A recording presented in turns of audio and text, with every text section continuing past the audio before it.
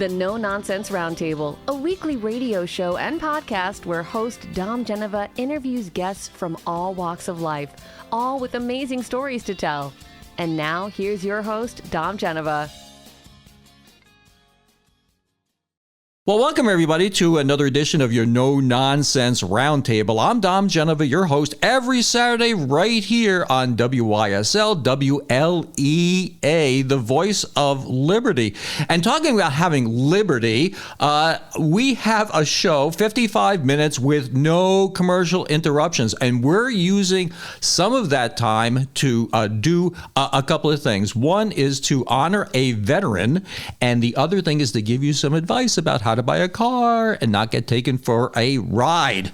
And so today I have a wonderful guest that is going to serve in both capacities as a fellow we're going to honor as as somebody who is a veteran, and also is a great interview because he has served so much time, not only in the military, but as a New York State Trooper. And his name is David Bast. Thank you for being here. It's been a long time. I think we talked a while back, and I wanted to get you on when I was on that other station. But this actually works out better.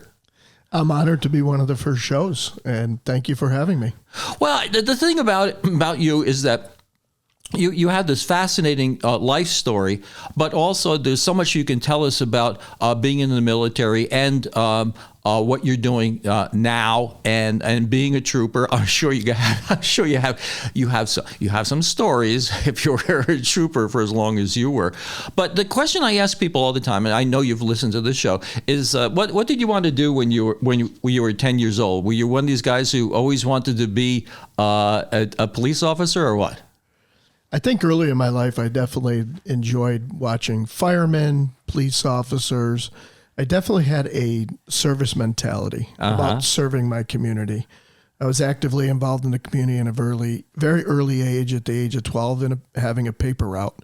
And having a paper route, you get an opportunity to meet a lot of the residents of your community, also delivering to a lot of businesses. So you have a great opportunity to kind of see the workplace and also talk to a bunch of residents in your village. Well, I hadn't thought about that before, but that is an opportunity that we used to have for kids, and we don't have that anymore. Going out and that's not an easy job. I mean, at 12 years old, back then I remembered my cousin was doing that, and it was like, oh, this kid's a millionaire. Until he didn't want to do it anymore, and the father ended up doing it. So, as far as a life lesson, I don't know if that really worked all that well. So, are you a Rochester guy? I grew up in the village of Fairport. Well, that's a Rochester guy, right? Was born in Syracuse, but we moved to Fairport when I was 5. So I consider myself a Rochester boy. So, I think the first thing, let me put this this quote unquote this veteran story first. Okay. So tell me about your service and where you were and what you did, and tell me how you got into the service. Now, one thing I said this last show when I was talking to our veteran. It seems that people get into the service for one of two reasons. One, it's a patriotic thing, as like after 9/11, I talk all the time about people who get motivated by that. And then other people see it as a wonderful career path and something that is, it's honorable, it's great work, it's teamwork, you're going to learn a lot of things. What was it for you, or was it both?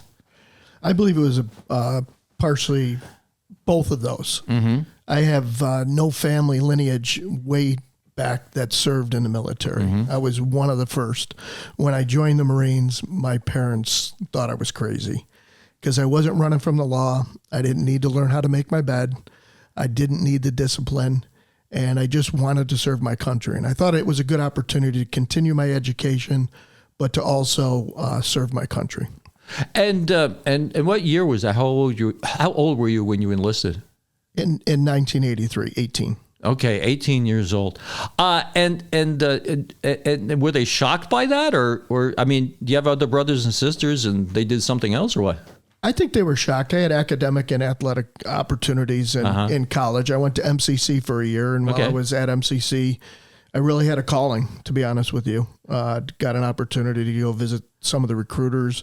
At the time, I was studying law and business and thought law enforcement again. Okay. Going back to the service part of it, I decided to look into military police, looked at all the agencies or all the departments, and decided the Marine Corps was for me. Were you an MP?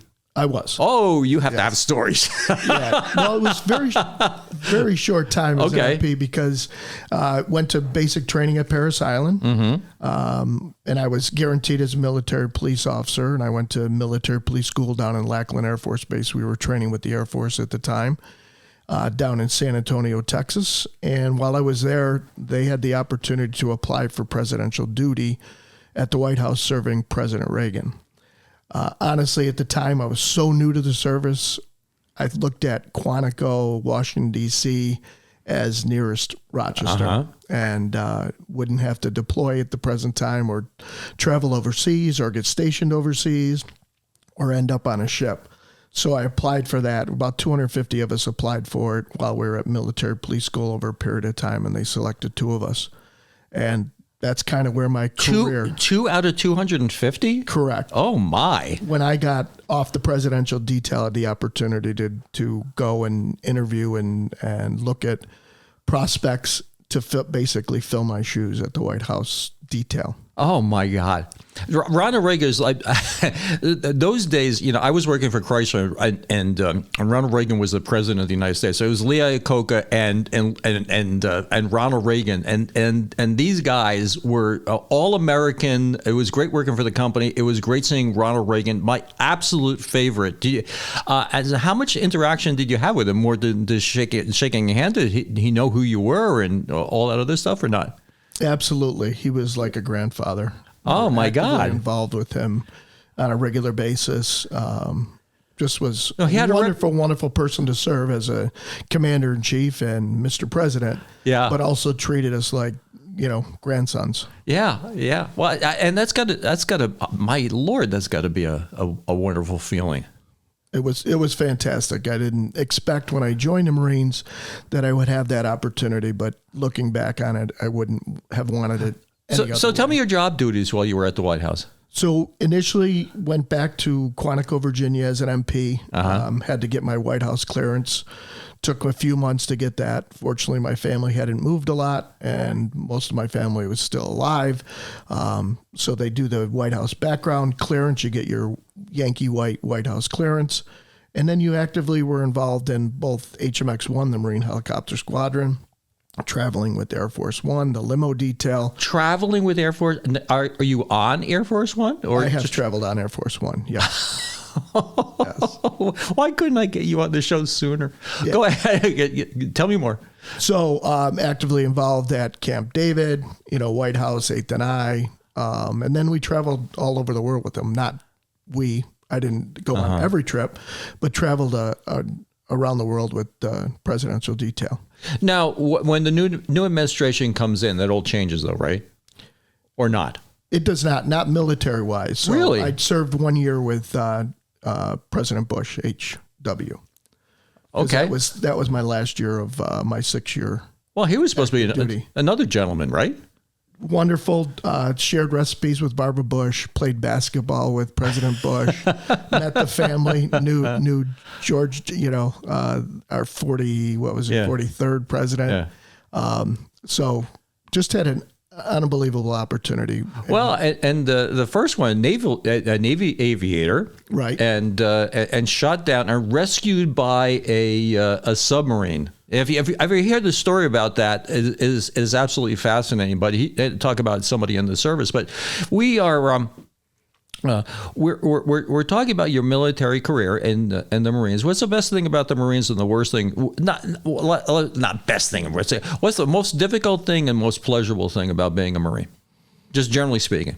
Being a Marine is the most pleasurable part of being a Marine. Correct. Once a Marine, always a Marine. Well, that's exactly the same thing that Amy Fowle said to me. It's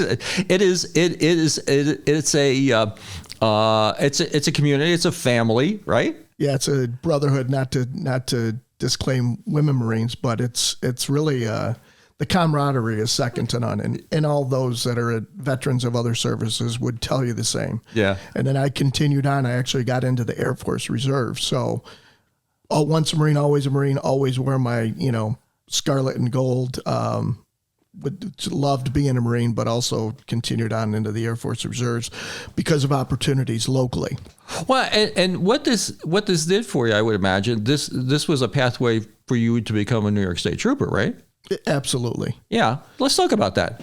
Well, I think, as I said back when my parents thought I was crazy when I joined the Marines, I think it would definitely set me up for success in a lot of the other parts of my life, and gave me a great opportunity to apply with the state police, take the state police exam, and was very fortunate in being selected. So, where were you initially stationed as a trooper? And tell me about the application of how to get into being a trooper. Let's give a little message maybe to the younger people who might be interested in that. A lot of people probably would be more likely to be in local law enforcement and sign up for the Marines. So let's talk about being a trooper. So you take the test when it comes up. It was given locally here in Rochester. And then you basically get on a list. You're a number, how you've scored on the test. When your number comes up, they reach out to you from Albany with an opportunity to continue on with your application. And that becomes physical, mental, psychological, medical. Those kind of things are done in Albany, where you go through some testing. And if you continue to move forward with all those, then you actually get to an opportunity where you're offered an opportunity. The thing, I mean, being a total outsider, we always hear about this test. What's on this test? How long is it? And is this like a multiple choice thing, or they have you doing essay? What is the test? I wish I could tell you that I remember everything about the test. Just generally speaking. Generally, it was common sense type things. There were some that were law enforcement related, looking at a picture or reading a story and then answering questions based on what you perceived or what you understood. But generally, it was common sense. Common sense. That wasn't academics where you had to add, a couple of numbers together and blah, blah, blah. Correct. Okay. Yes. So you're in a situation where such X is happening, you're going to automatically draw your gun and shoot the person, or you're going to ask questions first, and you know what the answer to that is that they want, right? I mean, if you say that you want, they're looking for, I guess, people that are outside of the bell curve on the answers. Is that it? Honestly, I don't know how the scoring takes place. Okay. But again, I was successful in getting a number that was called at a time. So let's talk about your job as a trooper. I mean, you have to. I mean, how long were you a trooper for? For 26 years. Okay, 26 years. There's got to be a lot of stuff that you learned in that. And a lot of things you can look back and I wouldn't have learned this unless this happened. Do you have any of those? Oh, yeah, absolutely. Yeah, let's talk about some of that stuff. Because what I heard, and excuse me for interrupting you, but when I had a friend of mine who was a New York City police officer, and he says, when I was a rookie, he says, they threw me to every crappy thing to see whose side I was on, if I could be trusted or not. Is that sort of what you experienced as a rookie? Well, I think rank and time has its privileges, without a doubt. Okay. You got to work your way up. You got to prove yourself. It's built on integrity and credibility, and they want to see how you react to different situations that outside of the academy when you're actually actively on the road. So you learn a lot from that, and you count on your senior men to kind of teach you. Yeah, I see the way you're smiling now. Yeah. Some of that's got to be like some of that's got to be like Hell Week, I would imagine, right? Isn't it? I mean, come on. The basic school is the Marine Corps basic training at Paris Island prepared me for Albany, but there's extreme academics, probably harder than the physical portion. Oh, really? I thought.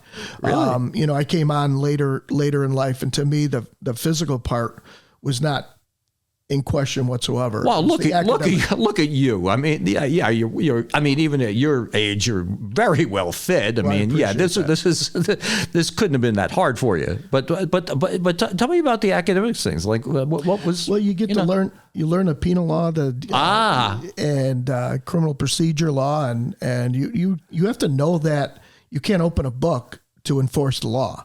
You have to know the law to enforce it, because you're making millisecond decisions on what to do. Right. And especially these days, well, it's got to be getting worse where people are challenging you like they never did before. Everybody thinks that they're a lawyer now. Correct. Yes. I mean, I think with body cams and your interaction with the community, you have to be on your toes. Yeah. Sure. Body cams, good thing or bad thing? I think it's a great thing. Yeah. Personally, I had nothing to hide, and I think it would work in my benefit, and any arrest or community involvement. Well, the downside I've heard about that is the burden it places on the people in the DA's office to go through all that stuff, because it's hours and hours and hours, and all the defense attorneys want every second analyzed and so forth and so on. Is that pretty well true in your opinion? Well, again, you're making decisions millisecond. You're not Monday morning quarterbacking. You're not that part of analyzing what you did. So your decisions, you have to be prepared at all times to make quick decisions, and they're not always going to be right. We're human. You're human beings, right? Right, and to accept what you did, and tell them why you did it, why you made those decisions at that split second. Well, it's got to be a frightening job a lot of times, right? I mean, obviously.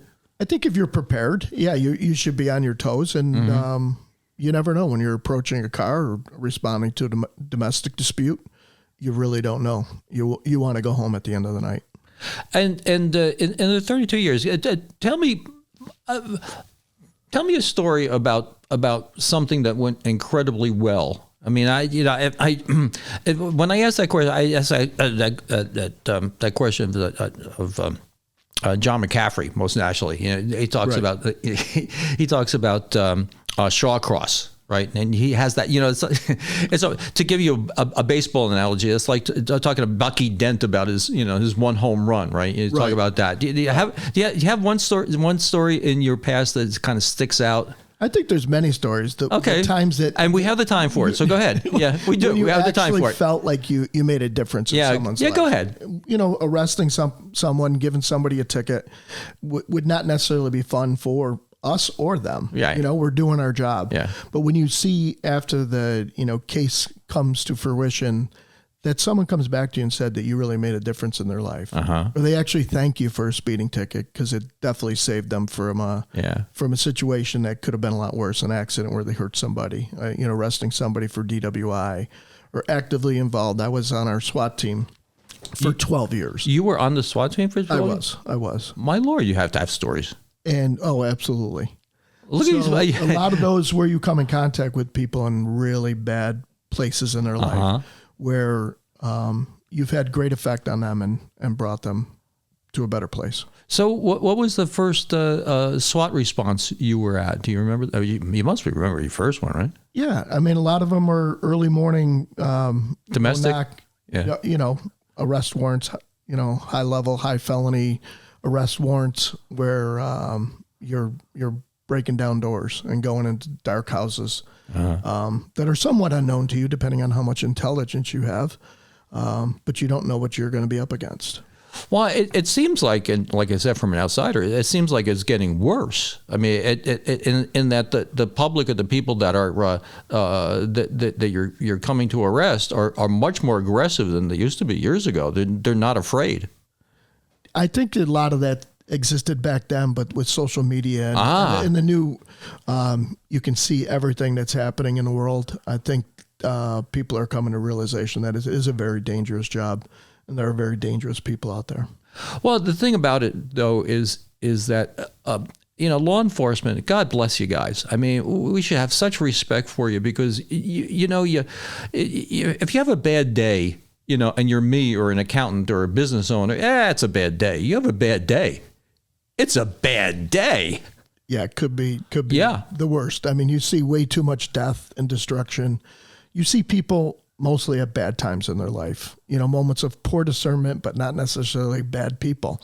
You're responding to homes where husband and wife are arguing. You're going to a motor vehicle accident where someone just wrecked their brand new car that's been off the lot. And you know a lot of about cars. Just been off the lot for 3 days. Yeah. It was their pride and joy. Yeah.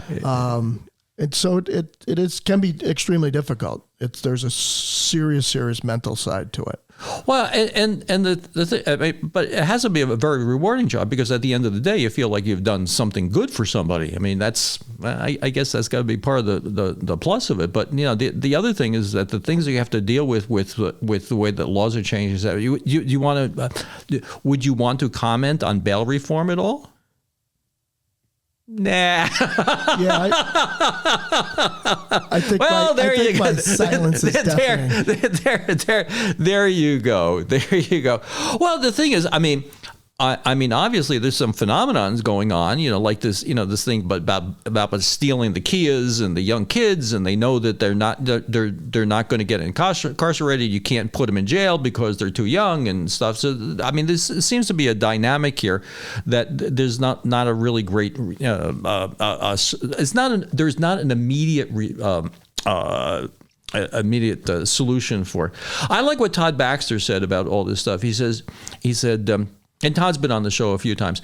He said that, we understand there's some systemic problems, he says, in society that need to be taken care of. He says, I got that. He says, that's sort of like you want your high school to have fireproof furniture and rugs and whatever. He says, I got that.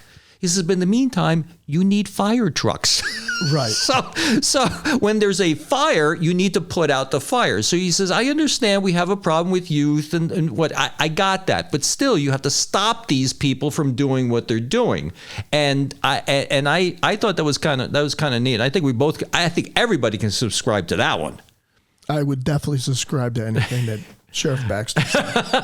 He's a dear friend and a very intelligent man. Oh, and Jimmy Van Brederode. Oh my Lord! You know what the great thing about these guys are? Jimmy Van Brederode and Dan Valenti and whatever. So they're retired, and ever hear that word? I guess. They call unplugged. Yes. now you can be unplugged. Now talking about changes in career or whatever. Now let's talk about what you're doing. What you're doing now. You're retired. You retired from being a police officer, a trooper. I would imagine the retirement's probably pretty good, right? I mean, there's a lot of people that retire for that and they go out and get a second job or whatever. But let's do a little commercial for becoming a trooper. Besides doing a rewarding job and getting paid relatively well, you get a great retirement out of it too, right? Well, absolutely. The pension is really, really good. Mm-hmm. I think a lot of people back in the day didn't join because there was a pension, but the pension is nice. Oh yeah, because Absolutely. now it's My dad was civil service, and my mom and dad always wanted me to go into civil service because you'll always have a job. No, you won't. Yeah. These days is a little bit different than that. So that's like I said, it's a good and honorable job to have. Do you know that there's a website so people can sign up for to become a trooper or whatever? Do you know off the top of your head? No, I'll put it in later. Yeah, I believe it when I left, it was nytrooper.com. Mm-hmm. I believe it's the same, but I'm not 100% sure. So you retired in what year? December of 2019. Okay. Just prior to bail reform, BLM. Yeah. Protests, all that stuff that was very extremely difficult to deal with. We have this on video too, and I look at the light in your eyes sometimes, and you're like, oh, I am so happy I retired in 2020. Not that smart, but my timing was impeccable. Well, I sold my dealerships. We closed the week before the COVID shutdown. Yeah, that worked out. That worked out okay for me because at my advanced age, I didn't want to be bothered with that stuff. So that worked out fine. So when you did you get another job right away? Take some time off, or what'd you do? I was in sales for a couple of years until I came into the position Selling what? I have now.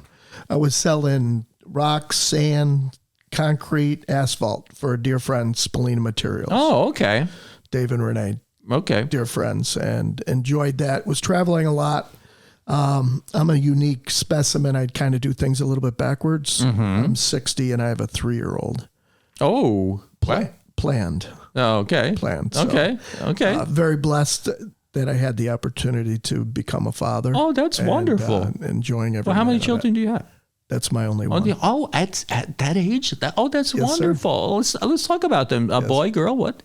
Little boy Jack. Little boy Jack, and he's 3 now. He's 3.5. Oh my God, what a great age! I'll tell you I'll tell you stories off air about my about my 2.5-year-old grandson, but we're not going to take up time for that because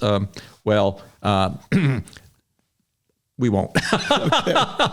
So after that, now you're working in the Fairport School District now, right? So tell me about the rest of the path of your life.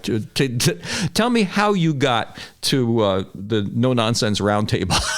Go ahead. So I think we started. It was I'm a Fairport graduate. I grew up in Fairport, and now I'm back at my alma mater. I'm a security supervisor at Fairport Central Schools. Okay. So I've come full circle. I don't know if I'm there to pay it back or pay it forward. Okay. But I'm enjoying doing both of those. So what is your work during the day? So I'm one of the supervisors. Okay. We have 8 schools, 3 administrative buildings, and just manage our personnel. Sentries, 80% of my staff is former law enforcement. And we just manage the everyday from the very beginning, opening door to closing the doors and working athletic events in the evening and on the weekends. Fairport is extremely proactive in its security and its preventative measures to prevent. Well, things have changed. I mean, man, I'm older than you are, but I mean, years ago, I mean, you didn't worry about this in my day. I mean, you didn't worry about this, and the thing that I see again as a casual observer, they say, well, you got, too many guns. What you can't take guns away from everybody. It's just they're out there already. I mean, the door on that barn has been opened and the horses are loose. So I don't know I don't know how you do it. I mean, how do you plan for something that it's unplannable? You have to plan. I mean, you have to practice as if it's happened. It's better to have it, not need it, than need it and not have it. Extremely proactive in our measures to protect staff, community, and students. Technology-wise, I mean, what are you using to help you with that stuff? Doors, cameras, all that kind of stuff. Anything that's available to us. And is there a coordinated response? I mean, it wasn't years ago.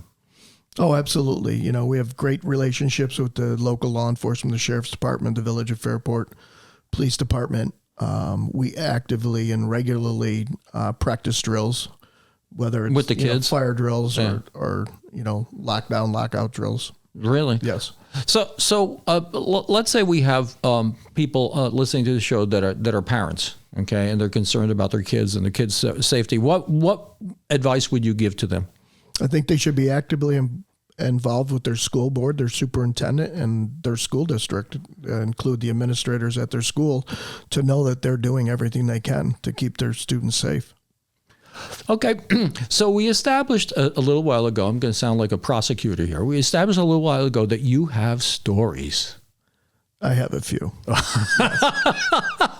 And I'm in the mood for a story. Tell me a story. Something good, something bad, something surprising, something Reagan, something Trooper. Tell me a story.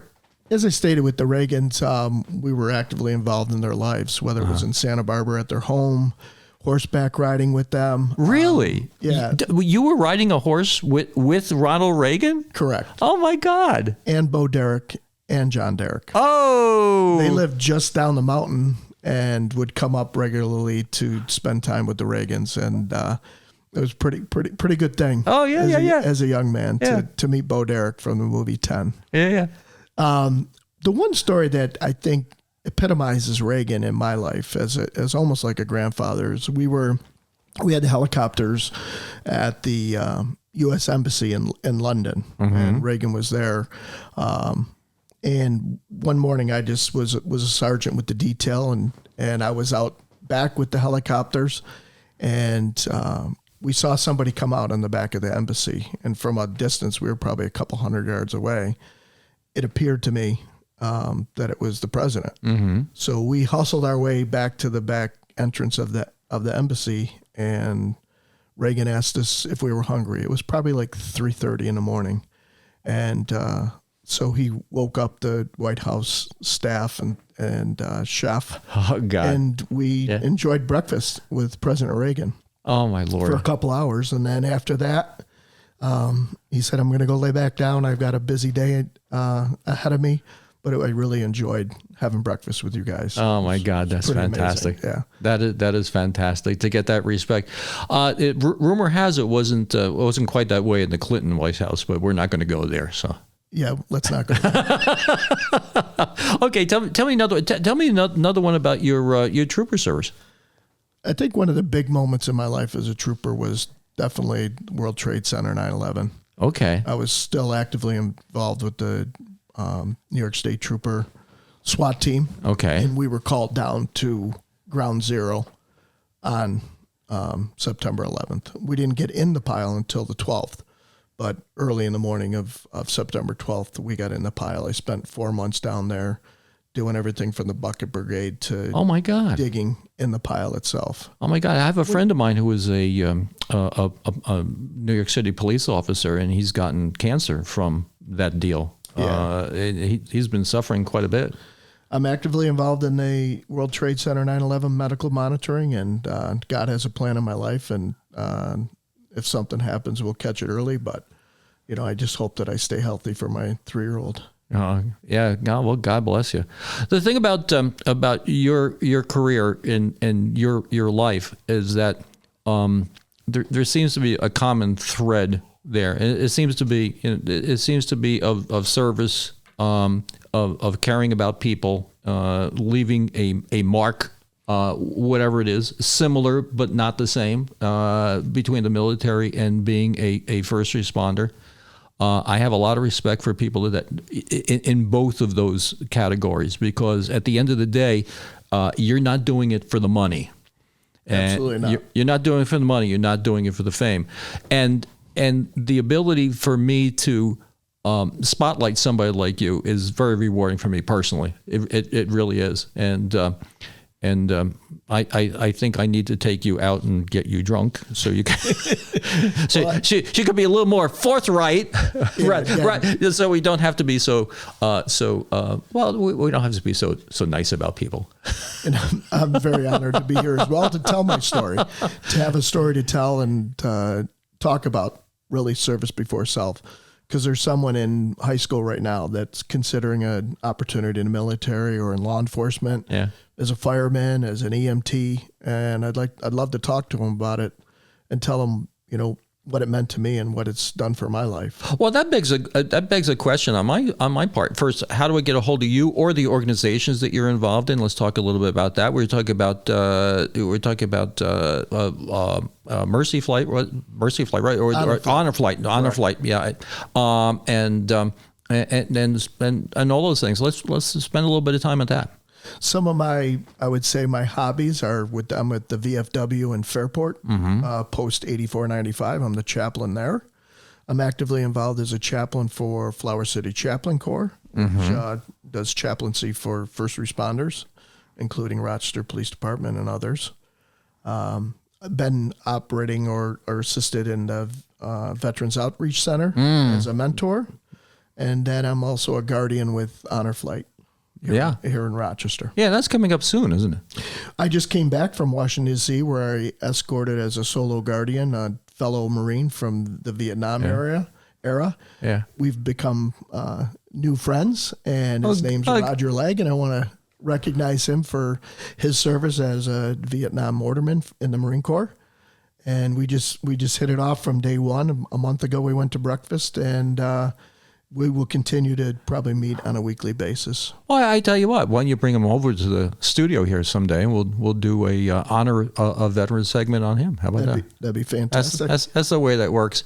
And ladies and gentlemen, what we're doing with these segments about veterans, and this is going to be like a 35-minute one, which I usually make like 9-minute segments on the veteran, but we post these on YouTube. So people can take them and share them with their families and whatever. There's something that is there, virtually forever. And you learn things about people that you would never have learned about before. And I was talking to Lee Beggy the other day. It was the last show, actually, a Navy guy who was talking about the honor flight. And to repeat something that he said that was really important is that in Rochester, you bring the vets and they stay overnight. And it's amazing to me that there's other organizations where they fly in, they got to fly back out. I mean, even at that, the age that these fellas are at, I mean, that's got to be a little bit of a challenge, but that's very great that you guys are doing that. Yeah, it was really nice. I noticed there was a couple other honor flights one was from Cleveland, and they would come in the morning and we're leaving in the evening. We were able to stay overnight and fly out the next day. That's going to make all the difference in the world to the vets, really. Had a really nice banquet. And again, continuing to recognize them. God bless you. Especially the Vietnam vets. I mean, the Vietnam vets were sent away. I think about that, when I was growing up, the World War II vets came back from the war. They were in the parades. Everybody honored them. They loved them and whatever. And the Vietnam vets were not welcomed. And the thing is that but the Vietnam vets, a lot of these, God help us. You drafted a young man out of their home. You sent them over to Vietnam. For what reason, I don't know now, because I'm probably wearing a shirt that was made in Vietnam. I mean, I don't know, and like for what, so right. The things that you as a military guy have to put up with too. I mean, this not to put a cap on this conversation of the show, but you take a look at the withdrawal for Afghanistan, and right. And you guys you got to do it no matter what. You don't have any choice in it, and that's what you signed up for, and. Not everybody can do that. Got to have respect for you guys. Yeah, I did. After my 4 months at Ground Zero, I did a 10-month deployment to Afghanistan, 13 deployments in total to the Middle East. And every time I came home, I was welcomed home with open arms. And I found that with understanding that about these Vietnam vets, much of the honor flight is when we return to Rochester, is to really welcome them home. Mm-hmm. It's pretty emotional. You see it through the veteran, and you see it as a guardian, as an escort. Yeah. The thing about 9/11 is that it did bring everybody together, at least for that while, and there was a common perceived enemy, no matter what. That's what I say about the World War II veterans. This was an existential problem. Sure. I mean, Jack Foy talks about. The first person that he shot and he killed in Germany, and he's like, yeah, that's my job, and that's what we did because that's what we had to do. Sure. Okay. And some of these other things are a little bit, like I said, and you even think back to the Reagan administration. I know we're kind of going backward here, but look at Beirut. I mean, right. The first terror attack that there was Beirut. And how that happened, and then you're living in that, you're living that environment when you're overseas like that all the time, right? Yes, sir. Yeah, definitely. You bring it home with you and carry it with you forever, but it was positive opportunities to protect our freedom. Yeah. Well, and these organizations that you have now to support the vets are really wonderful. Yeah. Thank you. Really, really wonderful. And like I said, any way that you can give me more information of that, we can disseminate to our to our listeners, it would be a great thing. So, at that, I thank you for coming in. It's great to know you. I think I originally met you, I think about a year and a half ago. I think So this is great. Finally getting you here, and I got to tell you, David, thank you for your service, and thank you for your service, and thank you for your service, because there's 3 services that you between the most recent the school, and then being a trooper, and then being a Marine, and the things that you do to give back is truly, my dad would say, it's a sign of character. And again, thank you so much in so many different ways. Honored, truly my pleasure. Thank you for having me. Thanks, buddy. Well, boys and girls, my interview with David Bast went on a lot longer than I could put in this show today, and I have another guest that I want to bring on. So what I am doing is recording the rest of the story for next week's show. So tune in next week, and you'll hear more about David's wonderful life, his contribution to the military and to us, and more about, Ronald Reagan. And now a message from Middle Finger Lake's #1 law firm, Dewey, Cheatham, and Howe. At the law firm of Dewey, Cheatham, and Howe, we know you get bombarded from other law firms, and they all say they'll get you the compensation you deserve. That's a pretty weak statement. At Dewey, Cheatham, and Howe, we go one step further. We get you money that you don't deserve. Why settle for just compensation when you can have the most compensation? Remember, the more you make, the more we'll make. Dewey, Cheatham, and Howe. Listen to our weekly podcast on the No Heart Radio Network. Well, we're back, and I'd like to introduce you to my next guest, Carol Crossid. And Carol was a guest on my show a while back, and she is fascinating in that she is involved in a number of different things. She is she's the owner of the Birthplace of Susan B. Anthony's home in Massachusetts. And she is the founder of Feminists Choosing Life, New York. And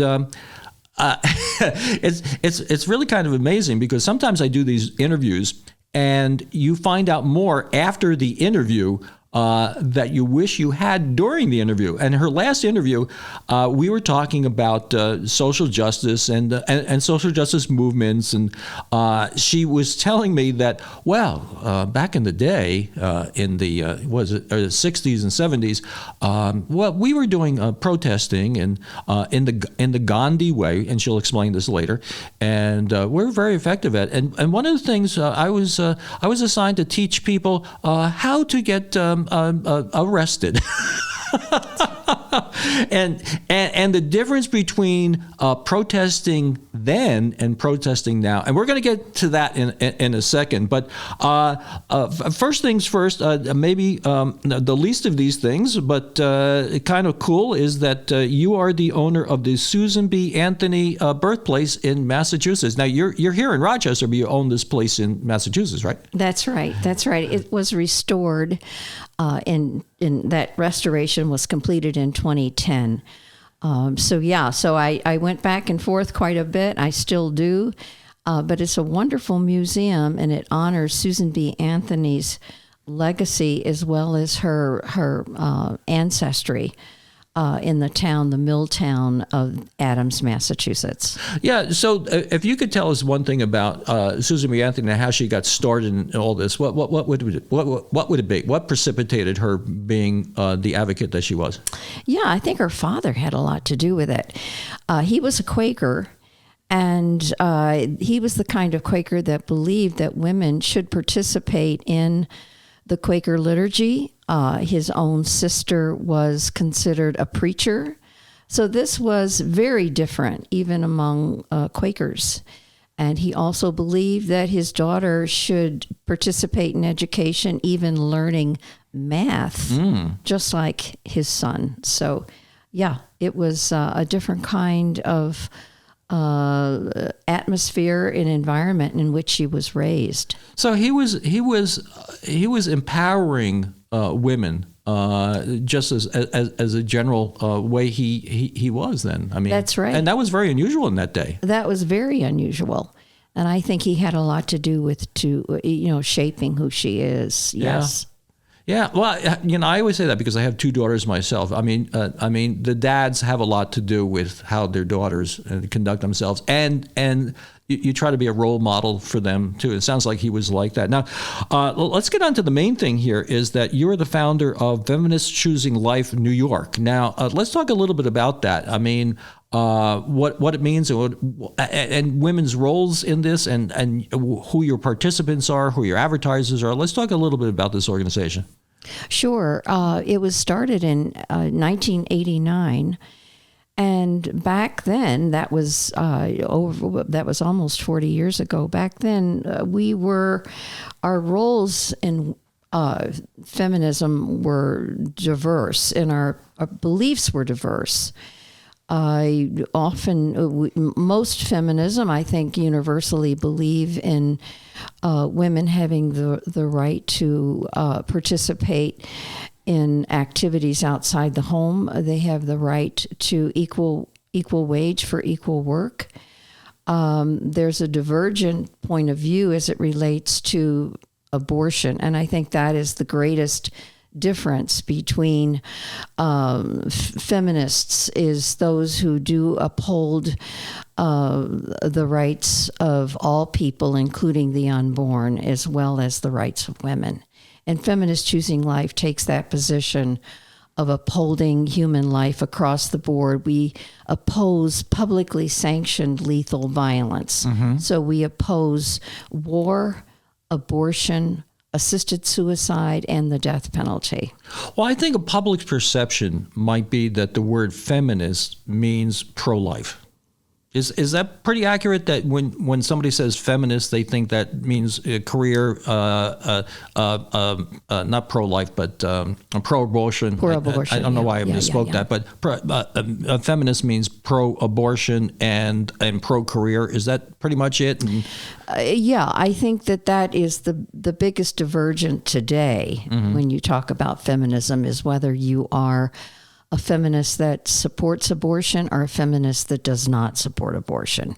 And I think that, I think the pendulum is starting to move the other way, in that I think a lot of women, at least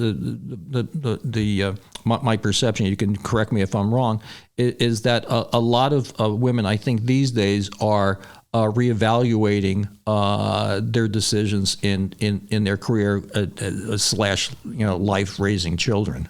Yeah, I think you're right. I think a lot of the younger people, in particular, younger women, are seeing the effects that abortion has, not just within their own small circle, but the effect that taking life on a larger scale has in our culture.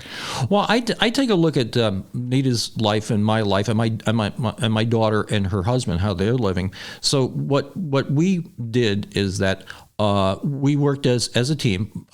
She had the much more important job than I did. It was like her job was to nurture, care. Even though she has an advanced degree, she gave that up for a while to be a stay-at-home mom, because that's what she wanted to do, which meant that we had to live below our means. But I was lucky enough that I was able to provide that income that she could do that. And my daughter has done the same thing. She is an accomplished attorney. She could be making this exorbitant amount of money. She worked for the Department of Justice. She worked for the University of Notre Dame, and she's decided herself to be a stay-at-home mom, and she just had her second child. And she's looking at this as a rewarding, significant thing that she's doing, and that's her choice. And the two of them will not be derided by somebody saying, "Oh, you're not working."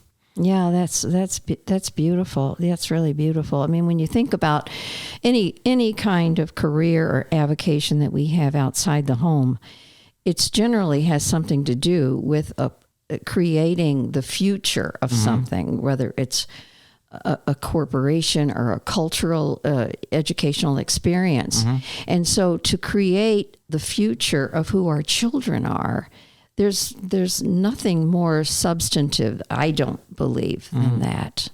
Well, and the thing is, I don't want to deride somebody who's obviously in a position where two people have to work. I mean, and unfortunately, the economy is these days is that it's very difficult for two people to afford a house and a car or whatever, and the thought that you can balance family and a career is certainly not outside the scope of possibility. I mean, I was listening to I was out in Notre Dame. A couple of weeks ago, I listened to Amy Coney Barrett, who is a Supreme Court justice, and she has 7 kids. She has 7 kids, and that's, I mean, yes, there's somebody who's juggling a career and a lot of children, and it has to do with her husband participating, maybe a lot more than a lot of other husbands would participate. Very interesting. I wasn't aware of that about Amy Coney Barrett. Yeah. Fascinating. She's got 7 children. 2 of them they adopted, and just extraordinary. If anybody has a big job title, that's the big job title. Wow. So, I would say. So another thing that, like I say, we discovered after the show is that you've had a history. Now, anybody seeing you, how tall are you? You're like 5'1" or something. Yes, that's right. You're 5'1", and this tiny little thing, and you're soft spoken and whatever. And you did your share of protesting back in the day when protesting was, well, I call it was done from the ground up. I mean, you had tons of people, and they weren't throwing rocks. Right. Yeah, I went to Howard University, and I was able to be part of that university experience there because of my Cherokee, my indigenous background. But so I kind of got on the ground floor in the mid-1960s with some of the Dr. Martin Luther King experience. And so out of that grew certainly anti-Vietnam War activity, world hunger activity about Central American human rights, as well as anti-nuclear activity. And so I took courses and gave taught courses on nonviolent civil disobedience and how to protest and how to make a difference and how to change hearts. It wasn't the kind of protesting that was an immediate strategic something that was going to make a difference right away. Protesting was about changing hearts over the long haul.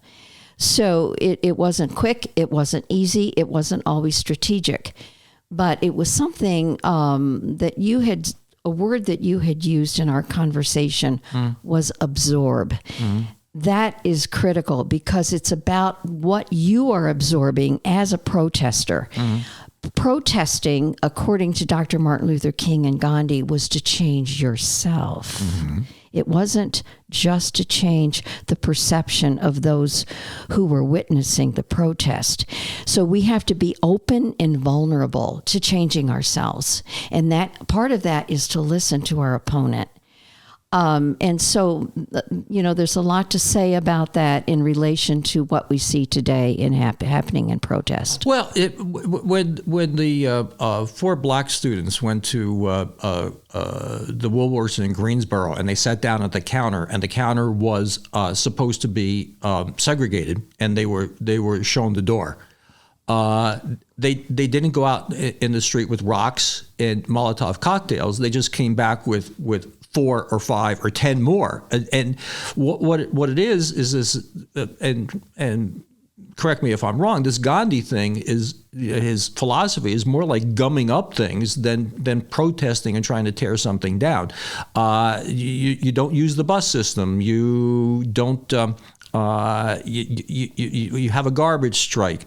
On the Pettus Bridge, I mean, back in the day, when the protesters weren't fighting back and the dogs were attacking the protesters, that said more about what they were able to absorb and what they were willing to sacrifice than anything else. And I think that back in the day when you were protesting, things were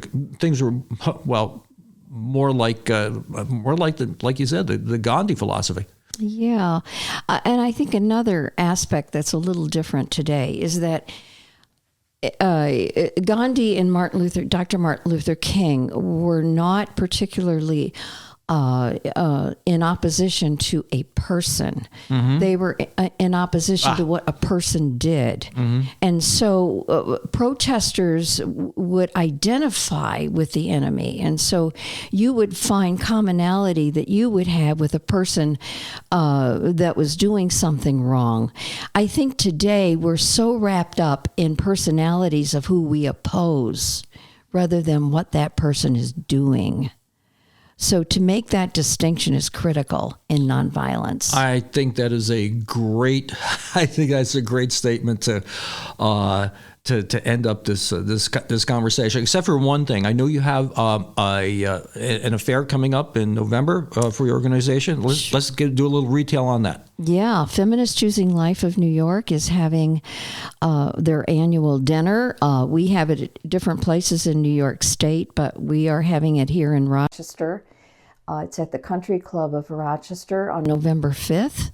Our speaker, ironically, is someone, Melissa Oden, and she is a woman who actually was aborted. Not a woman who had an abortion, but she is the product, if we could demean her for 1 second, she's the product that was aborted. She was the human being. And a nurse took her after the abortion and nurtured her and brought her. Wow. It brought her to life, and she is a beautiful woman today. And she goes around talking about, I was an aborted a child. I was a fetus who was aborted. Wow. So it's an amazing story. Wow. And there's also a young local woman who is speaking, who had a tremendously difficult pregnancy. Her name is Megan Cairns. Many of you know her parents, and she is also going to talk about her journey. Wow. And how do people get tickets? Whatever. There's a website, I'm sure. There's a website, Feminists Choosing Life of New York. Well, Carol, thank you for coming on the show. We'll see you at that presentation, and I'm going to have you on soon with your executive director, and we'll have a more of a conversation about all this stuff, because it's all fascinating. Thank you so much. Thank you.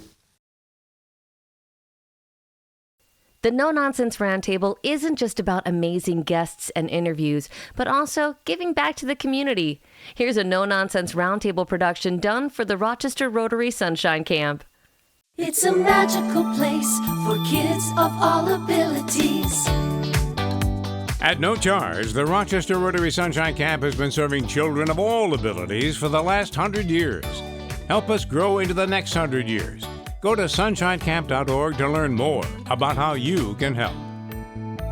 Where kids have no barriers to fun. The Rochester Rotary Sunshine Camp.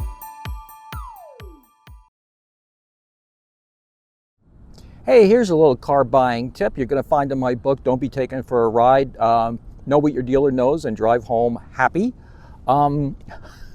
So a dealer on TV says all credit applications accepted. In my dealer to English dictionary, you know what that means? Nothing.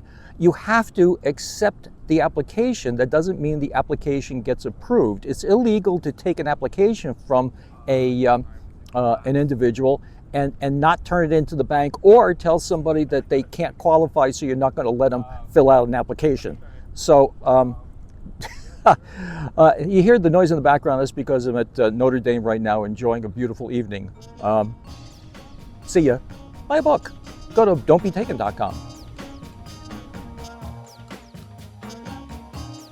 And here is our weekly word from Peter Vasquez, who has a wonderful show on WYSL WLEA right here every weekday from 12 to 1.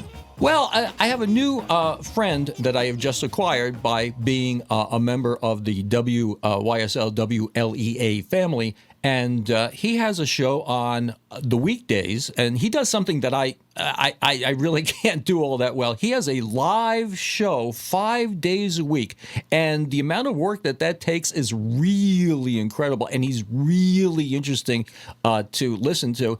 His name is Peter Vasquez, and Peter and I are kind of teaming up a little bit together. He's going to give me a little bit of an idea of what happened during the week and what you would want to look at or listen to when you go to his podcast the week after. And I am going to be a little bit of a part of his show when it comes up from time to time. And Peter, your show is interesting. It is fascinating. It is from 12 to 1. So if you want to listen to something while you are having lunch at your desk, it's a great place to turn your radio station to. And Peter, thank you for teaming up with me. Oh, the pleasure is mine, and I truly look forward to the work and the influence that we're going to be able to have in our community for the positive, Dom. Dialogue, I can't underscore how important that is. You know, this past week I had politicians on the show. I mean, this Friday I had a guy from Irondequoit.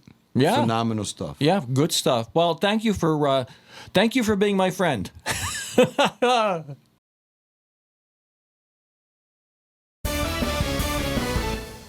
Local affiliate of the No Heart Media Group, WKFU, will not be airing Jimmy Kimmel, Stephen Colbert, or any matter of late-night show at all for the foreseeable future. Ticked off as all HE double hockey sticks, station manager Bob Madden has taken the decision one step further. He responded to this reporter in an email. Yes, we will not be carrying any late-night shows anymore. Beyond that, we will not be airing any commercials with people that are line dancing happily because they have a dreaded disease and need a prescription, ridiculous car chases selling Nissans, personal injury ads from victims that act like lottery winners, or stupid Subaru ads with dogs driving cars. Oh, and constipation ads. We're not going to have any of them neither. We will sign off at 9 with a rendition of Neil Sedaka's Calendar Girl, the national anthem, and bottles of beer on the wall on an endless loop until normal Middle Finger Lakes wake-up time of 4:30 a.m. This is Justine P. reporting from the Middle Finger Lake studio in the town of Middle Finger Lake. Join us next week right here, and you can see the recorded interview now at NoNonsenseRoundtable.com. And don't forget to order your book at Don'tBeTaken.com. That's all for now. Carry on.